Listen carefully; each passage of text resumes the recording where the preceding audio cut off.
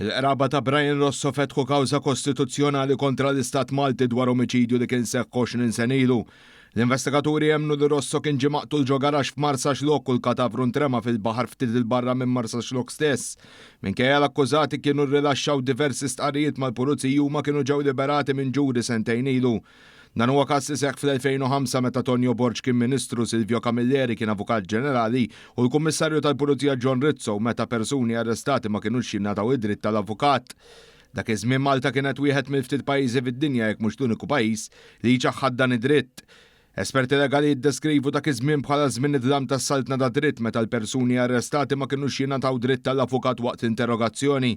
Bħala konsegwenza ħafna statements ġew dikjarati inammissibbli u eluf ta' nies ġew liberati anke minn akkużi serji kif ġara f'dan il-każ minħabba traskuraġni tal-eks Ministru Nazzjonalista Tonio Borg. It-traskuraġni u t-kaxkirk tas-saqajn tal-eks Ministru Tonio Borg wassal biex jinkisru drittijiet tal-akkużati u anke tal-vittmi kif jidher li seta' ġara f'dan il-każ.